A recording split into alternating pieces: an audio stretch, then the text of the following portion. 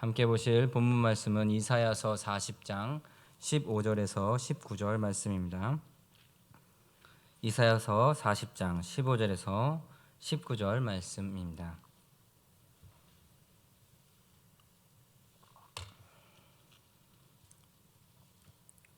우리 5절 함께 합독하도록 하겠습니다.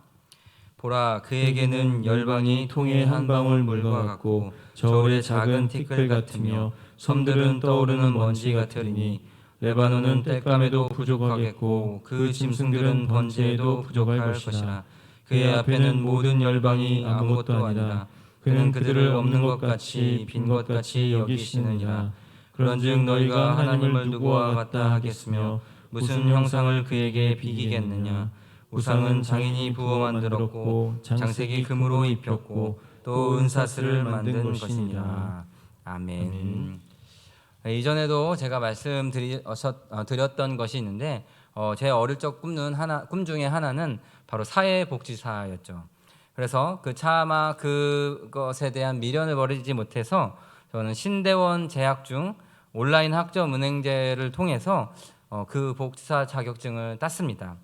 자, 그렇다면 이제 저에게 자격증이라는 게 있으니까 저를 사회복지사라고 말할 수 있을까요? 결코 그럴 수는 없죠. 뭐가 되었든 그것을 실제로 행하며 살아가지 않는다면 제 아무리 자격증이 10개가 넘는다 할지라도 그 많은 자격증은 그 사람에게 아무런 유익이 되지 않습니다. 타이틀은 결코 그 사람을 바꾸어 놓지 못한다라는 것이에요. 자신이 사랑하고 자신이 행하고 습관화시키는 바가 바로 그 사람의 정체성을 결정짓는 것입니다. 신학자도 마찬가지죠. 신학자라는 것은 신학을 하는 사람이에요. 하나님에 대해서 연구하고 그 학문에 대해서 정진하는 사람이 신학자입니다. 그러나 연구만 해서는 되지 않는 것이죠. 유독 신학에는 다른 학문들과는 구별되는 특별함이 있습니다. 물리나 수학, 경제학 같은 것들을 연구하는 사람들은 자신이 공부하는 학문과 그 자신의 삶을 일치시켜야 될 이유가 크게 없습니다. 공부는 공부고 삶은 삶인 것이죠. 어느 정도 자신의 삶과 그 연구에 불이치가 있어도 인정받기도 합니다. 그러나 신앙과 믿음의 영역은 다르다는 것이죠. 신학자는 신학자 스스로의 삶과 그의 삶과 그 가르침이 서로 따로 놀 때 우리는 사기꾼이라는 소리를 듣기에 딱 좋은 위치가 바로 신학자입니다. 이것은 신학교에서 연구하고 계시는 그 교수님들의 이야기만을 하는 것이 아닙니다. 이것은 신자라면 누구라도 피할 수 없는 것이죠. 필연적으로 예수를 믿어 그리스도인이 된 우리들은 모두 신학자가 될 수밖에 없습니다. 서두에서도 말씀드린 바와 같이 우리는 성경을 통해서 그 하나님이 누구인지를 분명히 알게 됩니다. 하지만 중요한 것은 바로 그 다음이겠죠. 안타깝게도 우리는 뷔페 음식점에서 내가 먹고 싶은 것만 골라 먹듯이 그 하나님을 알려고 해서는 안 됩니다.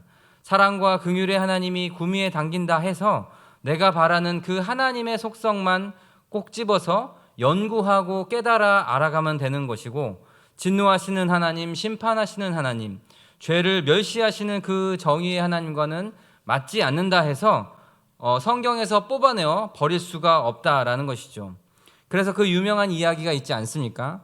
우리가 믿는 하나님은 때때로 코끼리를 만지는 장님과도 같다라고 말합니다. 코를 만진 장님은 그 뜨거운 숨을 내뿜는 존재가 코끼리고, 다리를 만진 장님, 꼬리를 만진 장님, 귀를 만진 장님이 서로 다른 코끼리, 즉 서로 다른 하나님을 믿고 있다라는 것이죠. 우리가 좋아하는 성경만 골라서 보게 되면 바로 이러한 문제들이 발생할 수 있습니다. 그러므로 우리가 성경을 통독해야 할 이유가 바로 여기 있는 것이겠죠. 웨스트민스터 2장은 그 하나님에 대해 어느 한쪽 면만을 강조하고 있지 않습니다. 성경 전체에서 등장하는 그 모든 하나님을 온전히 담아내고 정리하려는 그 노력이 돋보이는 것이죠. 하나님에 대한 모든 연구가 곧 신학입니다. 그러므로 우리가 성경을 읽는 것, 그리고 예배 시간에 설교를 듣고 배우는 것, 그리고 성경 이야기에서 나오는 하나님의 그 속성의 원리, 하나님의 일하시는 방식에 대해서 알아가는 것, 모든 것이 신학인 것이죠. 나는 설교만 듣고 싶고 신학 같은 건 하고 싶지 않다라고 결코 말할 수 없는 것입니다. 필연적으로 우리가 예배에 참석하고 말씀과 기도 가운데 나아갈 때 우리는 할 수밖에 없는 것이죠. 웨스트민스터 신앙고백서는 그 하나님의 성경에 나오는 통전적이고 통합적인 하나님의 속성을 길게 이야기하고 있는데 우리 함께 1항만 읽어보도록 하겠습니다. 오로지 유일하시고 살아계시고 참되신 하나님이 계신다. 하나님은 존재와 완전성에서 무한하시고 가장 순수한 영이시고 볼 수 없고 몸이 없으시고 부분들로 나누어지지 않으시고 격정이 없으시고 불변하시고 광대하시고 영원하시고 불가해하시고 전능하시고 가장 지혜롭고 가장 거룩하고 가장 자유롭고 가장 절대적이며 하나님의 불변하고 가장 의로운 뜻의 계획을 따라서 모든 것을 행하시되 자기 자신의 영광을 위하여 행하시고 가장 사랑이 많으시고 은혜로우시고 자비로우시고 오래 참으시고 선과 진리가 가득하시고 부정과 범죄와 죄를 용서하시고 자신을 부지런히 찾는 자들에게 상을 주시고 동시에 하나님은 가장 공의로우시고 심판에 있어서 무서우시고 모든 죄를 미워하심으로 죄인들을 결코 면제해 주시지 않으시는 분이시다. 아멘. 성경 전체에서 등장하는 이 하나님의 속성을 고작 한 문장 안에 요약하려고 하다 보니 참 이 정도는 짧은 거다라고 부르는 게 맞는 것 같습니다. 이 정도인 것이 다행이죠. 어찌 그 크신 하나님에 대해서 인간이 정의하고 논할 수 있겠습니까? 다 기록할 수 없는 것이 하나님인 것입니다. 그런데 그러한 시도를 한다는 것 자체가 참 귀하다라고 볼 수 있는 것이죠. 오늘 이 짧은 시간에 이 장 전체를 다룰 수는 없고 앞부분만을 보려고 합니다. 이 장의 구조는 먼저 하나님의 존재가 어떠한 분인지 설명하시는 그 존재를 가지신 하나님의 성품이 어떠한지, 그리고 그러한 하나님께서 인간들을 위해서 어떠한 사역을 했는지를 이야기하며 진행하고 있습니다. 그렇다면 우리가 가장 먼저 하나님의 어떠한 존재를 고백할 수 있을까요? 첫째로 우리 함께 읽어보도록 하겠습니다. 하나님은 오직 유일한 하나님이십니다. 이게 하나님의 존재하시는 방식입니다. 가장 먼저 우리가 알아야 할 사실은 하나님은 유일하시다라는 것이에요.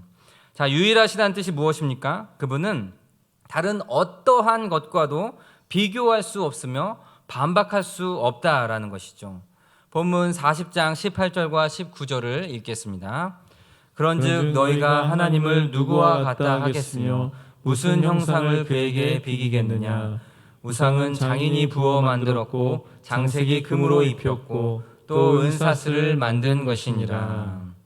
우리는 여러 신들을 섬기는 것이 아니라 오직 유일한 하나님만을 섬기며 신앙생활해야 함을 믿습니다. 유일하시고 살아계시고 참된 하나님이라는 그 고백 속에는 우리 하나님은 인격적이든 그 하나님이라는 뜻도 담겨 있습니다. 로봇이나 기계처럼 그저 무정한 존재가 아니라 인간과 끊임없이 소통하고 관계 맺기를 원하시는 오직 유일한 존재라는 것이죠. 그런데 인간은 언제나 틈만 나면 하나님이 아닌 것을 하나님으로 바꿔치기 하여 창조주보다 피조물을 그 위에 놓으려고 하는 못된 성향이 있습니다. 그래서 사도 바울도 로마서 1장에서 다음과 같이 말하죠. 1장 25절을 읽겠습니다. 이는 그들이 하나님의 진리를 거짓 것으로 바꾸어 피조물을 조물주보다 더 경배하고 섬김이라. 주는 곧 영원히 찬송할 이시로다. 아멘. 유일하신 하나님이라 믿는다면 우리는 그 어떠한 경우라도 우상을 놓을 수 없는 것이 원칙입니다. 원칙이 어겨서 문제인 것이죠. 하나님을 섬기며 다른 신을 동시에 섬길 수 있는 것도 인정될 수 없습니다. 물론 대한민국에서 신앙을 가지는 사람들이라면 참 이 부분에 있어서는 그렇게 설명하고 설득하는 것이 어렵진 않은 것이 같아요. 선교지의 상황은 그와는 반대입니다. 특별히 인도나 일본의 문화권에서는 자신들의 상황에 맞춰 이 신도 섬기고 저 신도 섬길 수 있다라는 그러한 가치관이 팽배합니다. 선교의 정말 어려운 부분 중에 하나가 바로 이 시작부터, 첫걸음부터가 문제가 되는 것이죠.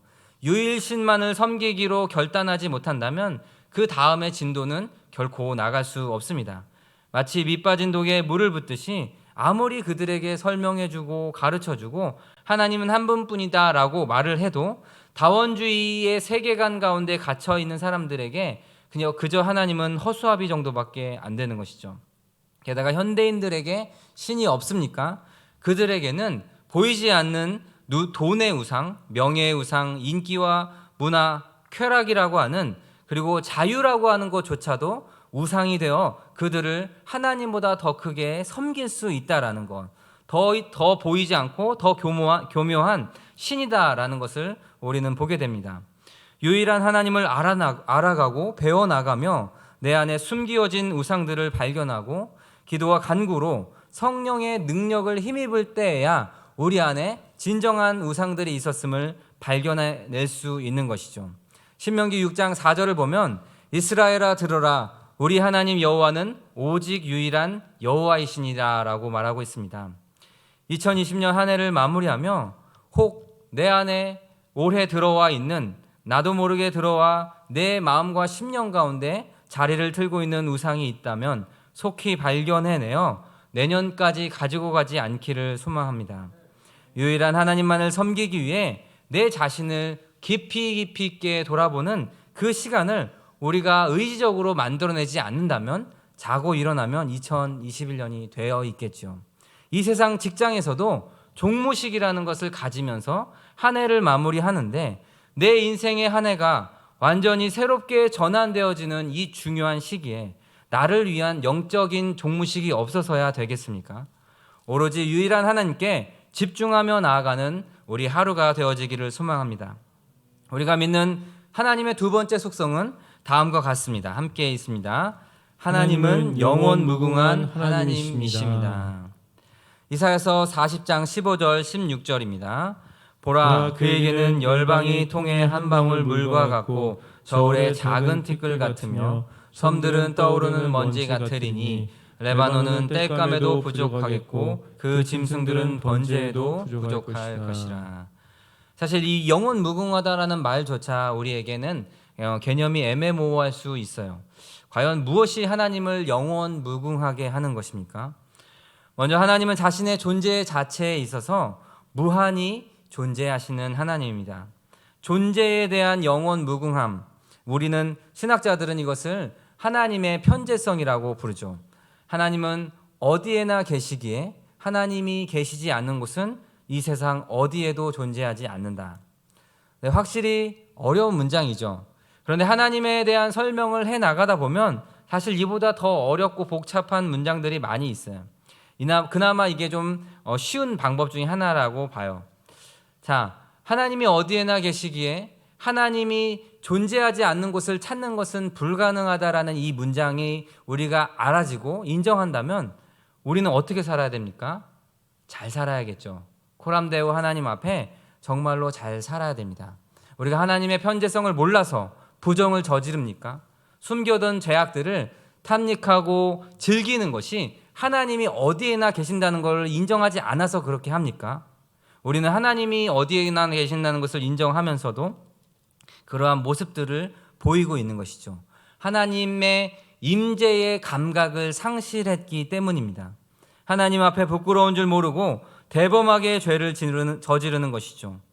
왜냐하면 막상 이런 일이 되어져도 하나님은 아무것도 못할 허수아비 하나님이라는 생각이 있기 때문입니다.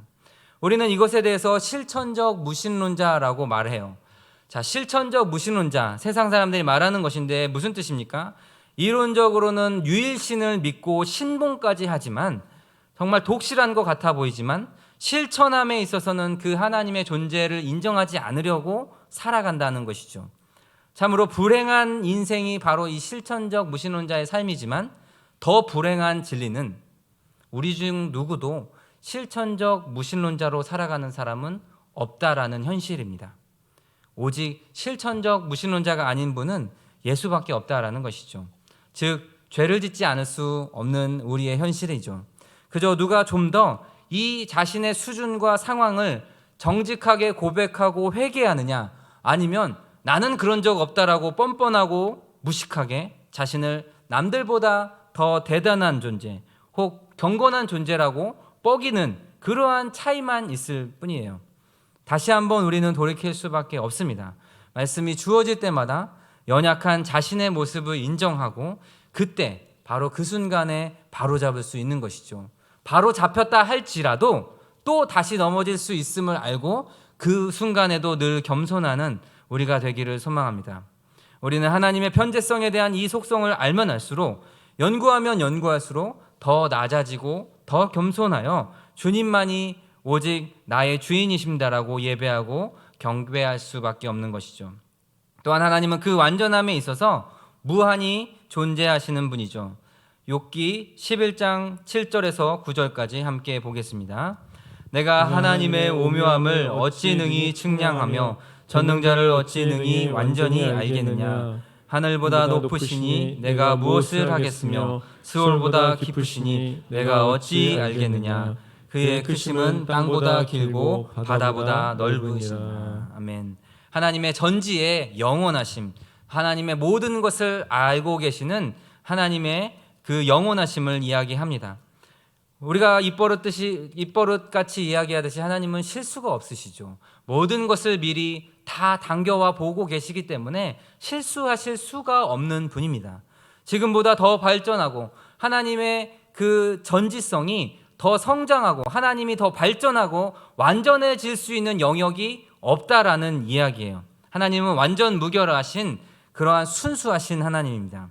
이로 인해 우리가 이것을 머리로 인정해야 하지만 또 사실 감정적으로는 인정하기가 너무나도 부담스러운 것은 이 하나님의 전지성을 인정하게 된다면 코로나가 창궐하도록 그것을 허용하신 하나님의 결정이 하나님이시기에 완전했다라고 말할 수 있어야 한다라는 것이에요.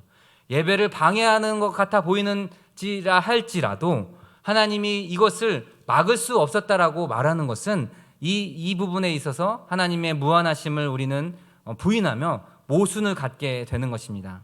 내 아버지가 그것으로 인해 돌아갔다 할지라도 정말로 내 아들이 코로나의 희생이 된다 한다 한들 다른 모두가 하나님의 전지성을 인정한다 해도 나는 인정하지 못겠습니다. 왜냐? 나에게 그러한 희생이 있었기 때문이다라고 감정적인 방향으로 나갈 수 없다라는 것이죠. 참 이게 정말로 하나님을 공부하면 공부할수록 미쳐버릴 것 같은 실존적인 어려움인 것이에요. 사실 인생의 8할은 고통의 문제라고 할 수 있습니다. 인간의 인생에서 기쁨과 환희의 순간보다 압도적으로 많은 시간이 고통이죠. 거꾸로 된 삶을 살아가는 애들은 주로 다 애들밖에 없습니다. 그들에게 고통보다 기쁨의 시간이 많은 순간은 아직 덜 살았기 때문이죠. 그래서 불교에서도 고행길에 대해 아주 심도 있게 다룹니다. 그런데 이 고통에 대해 인생에 대해서 예수님은 어떠한 생각을 했습니까? 예수님은 인생의 고통이 존재하는 것에 대하여 과연 그것이 하나님의 완전한 선택일 수밖에 없었는가라는 질문, 인간적인 질문을 던져보신 적이 없습니다.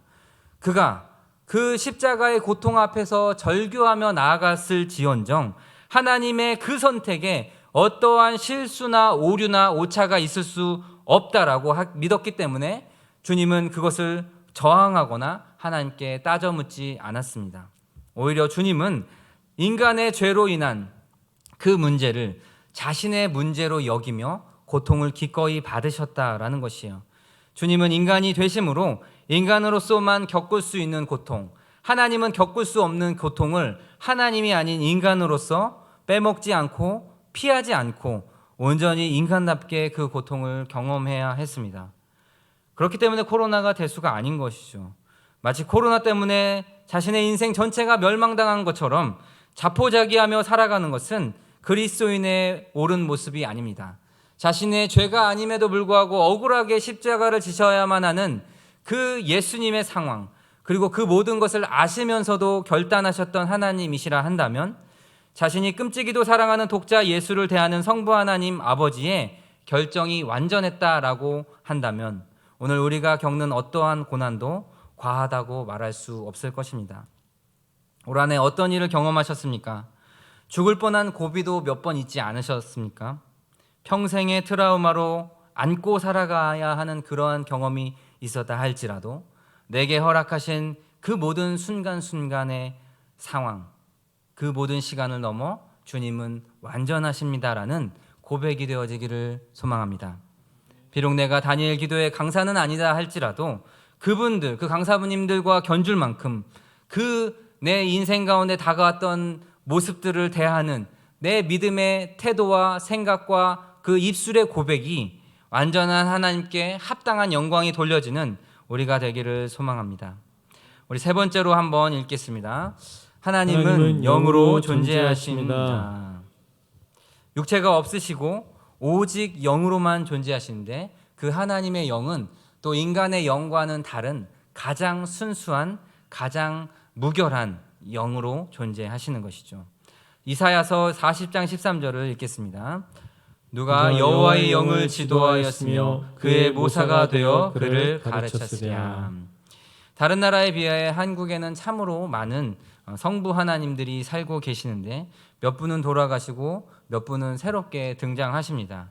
우리가 첫 번째로 유일한 하나님을 배웠기 때문에 전부 다 진짜 하나님이 될 수는 없겠죠. 그런데 그것보다 더 확실한 증거는 그분들이 식사도 하지 않고 식사를 하지 않고는 생명을 유지할 수 없다는 이 사실이 그가 말하는 주장하는 모든 것이 거짓임임을 이야기하는 꼴이 됩니다. 차라리 성부 예수님이라고 주장했다면 더 나을 뻔했어요. 왜냐하면 예수님은 영으로만 존재하시다가 육체를 입으신 특별하신 하나님이기 때문입니다. 그러나 성부 하나님은 여전히 지금도 육체가 없으시기에 그분이 뭐를 드셔야 될 이유가 없는 것이죠.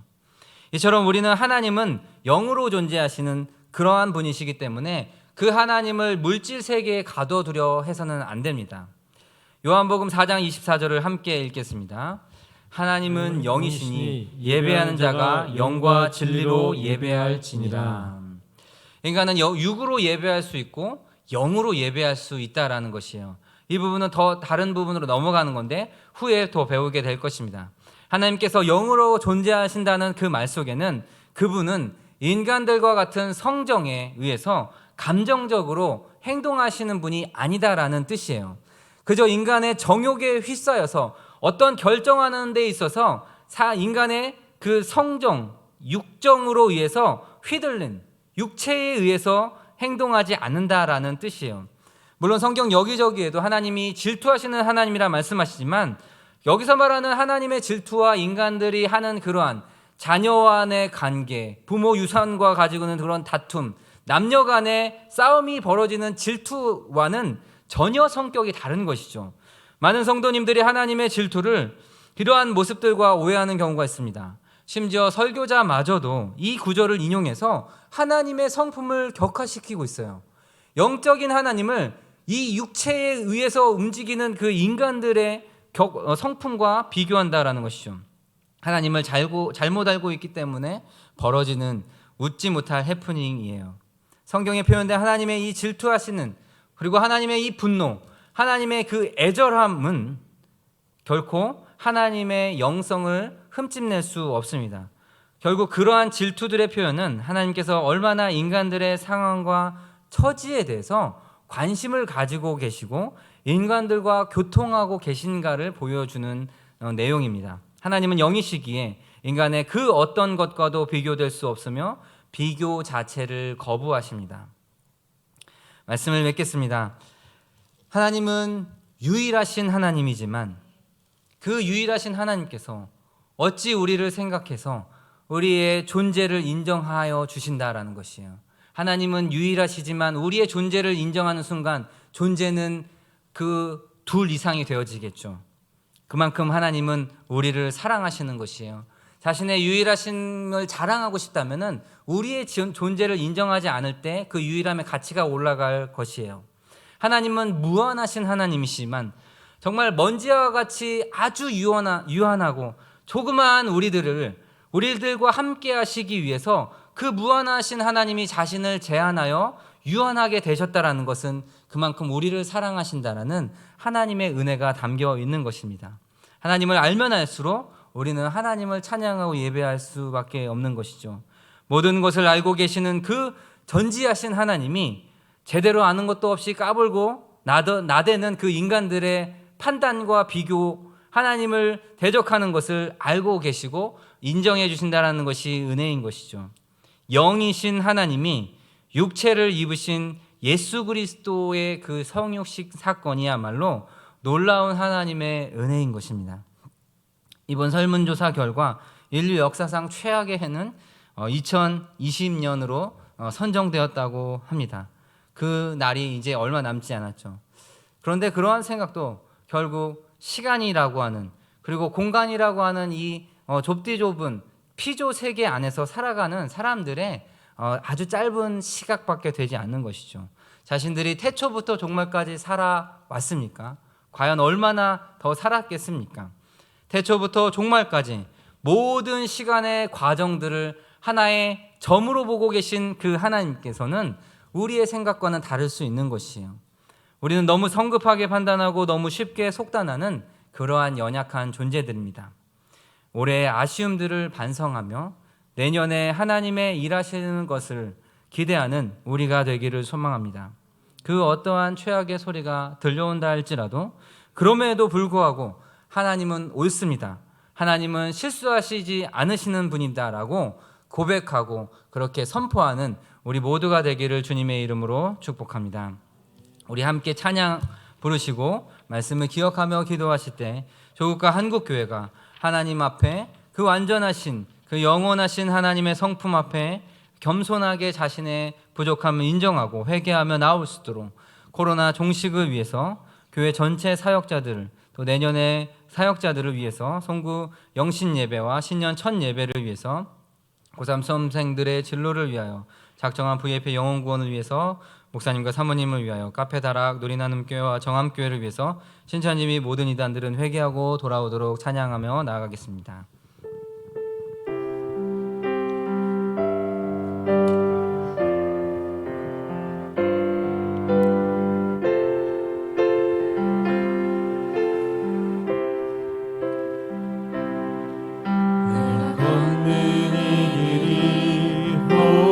굽어도는 수가 있어도 내 심장이 울렁이고 가슴 아파도 내 마음 속으로 여전히 기뻐하는 까닭은 하나님은 실수하지 않으심일세. 내가 세운 계획이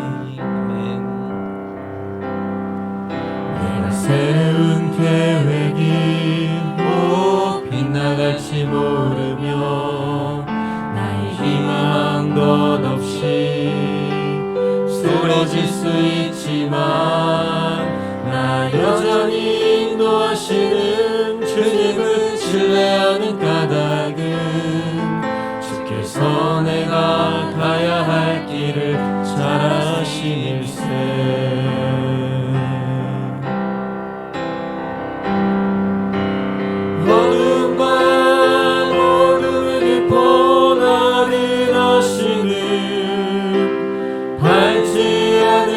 같아 보여도 내 신앙 부여잡고 주님께 모든 것 맡기리니 하나님을 내가 믿으리세. 지금은 내가 볼 수 없는 건 너무 많아서 너무 멀리 가물가물 어른거려도 운명이 여라 나 두려워 아니하리. 만사를 주님께 내가 맡기리. 차츰차츰 안개는 걷히고 하나님 지으신 빛이 뚜렷이 보이리라. 가는 길이 온통 어둡게만 보여도 하나님은 실수하지 않으신다네.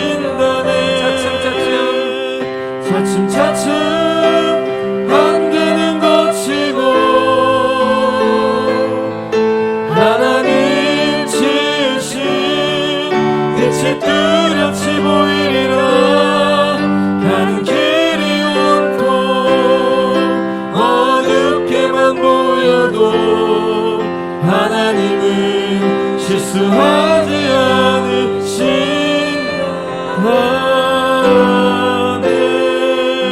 아멘. 우리 찬양의 이 고백과 같이 우리 주님의 하나님의 완전하심을 인정하며 주님 찾고 함께 기도하겠습니다. 주여